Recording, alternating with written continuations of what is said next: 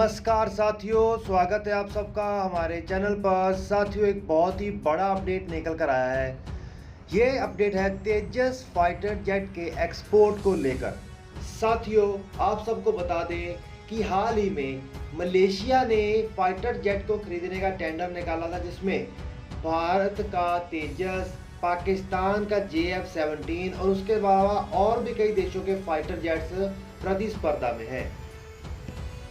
चलिए, क्या अपडेट लेकर कर आया तो इसके बारे में डिटेल में बात करते हैं। तो वीडियो को शुरू करने से पहले चैनल को सब्सक्राइब करिए, बेल आइकन दबाइए।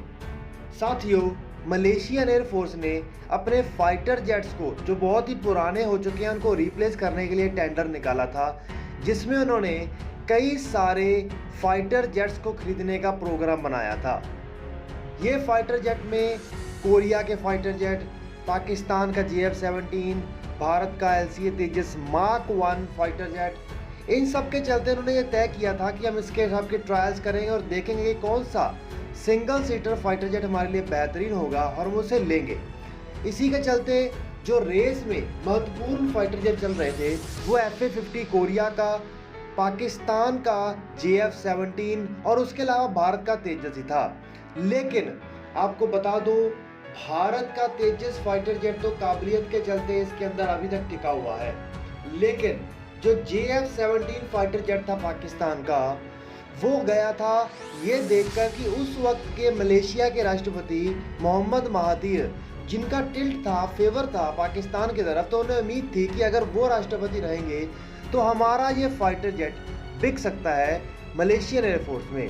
लेकिन जैसा कि आप सब जानते हैं कि JF-17 बनाया गया है, लेकिन ये एक प्रकार का पूरा कबाड़ा फाइटर जेट है, क्योंकि ये चाइना ने खास तौर पर पाकिस्तान के लिए बनाया है। हालांकि ये JF-17 एक बढ़िया फाइटर जेट था, लेकिन अब जो नए वर्जन इसके बनाए जा रहे हैं वो बिल्कुल ही बहुत ज़्यादा पैसे को कट करके सस्ता बनाने की कोशिश की गई है। इसका सबसे बड़ा कारण है कि की वजह से अब JF-17 उतना काबिलियत वाला फाइटर जेट नहीं रह गया है। इन्होंने सोचा कि वहाँ के उस वक्त के प्रेसिडेंट, जिनका नाम था मोहम्मद महातीर, उनके होने का उनको फ़ायदा मिलेगा और ये जेट उसको बेच पाएंगे और अच्छी कमाई कर पाएंगे। लेकिन चीज़ें अब बिल्कुल उससे विपरीत हो चुकी हैं।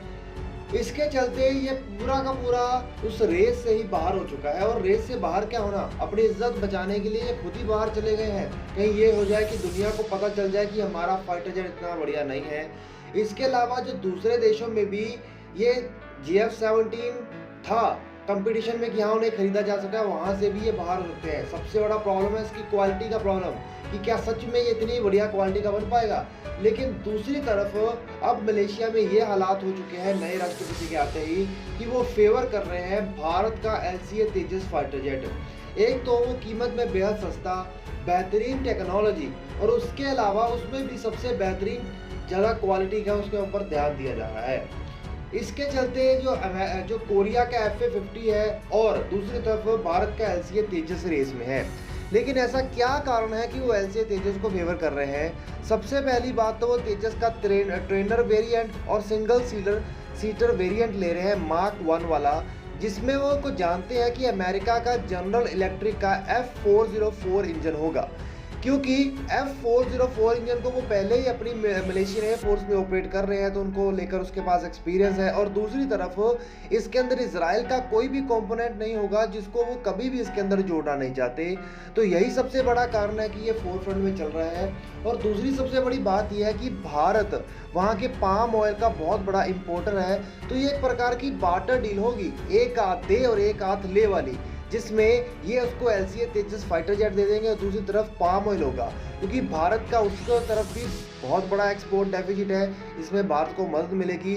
और अगर एक बार किसी देश को ये एक्सपोर्ट हो गए तेजस फाइटर जेट, तो ये भारत के लिए एक प्रकार का मार्केटिंग का काम करेगा, क्योंकि हम सब जानते हैं कि जब से राफेल फाइटर जेट भारत ने फ्रांस से लिए हैं, दुनिया भर के अलग अलग देशों ने बड़ी संख्या में राफेल के टेंडर देने शुरू कर दिए हैं फ्रांस को। तो इससे भारत को भी एक बहुत बड़ा फ़ायदा होगा। तो साथियों, आप लोग नीचे कमेंट करके बताइएगा कि आपको क्या लगता है कि सच में ये डील भारत के लिए फ़ायदेमंद हो सकती है या नहीं। ओके फ्रेंड्स, चैनल को सब्सक्राइब करिए, बेल आइकन दबाइए।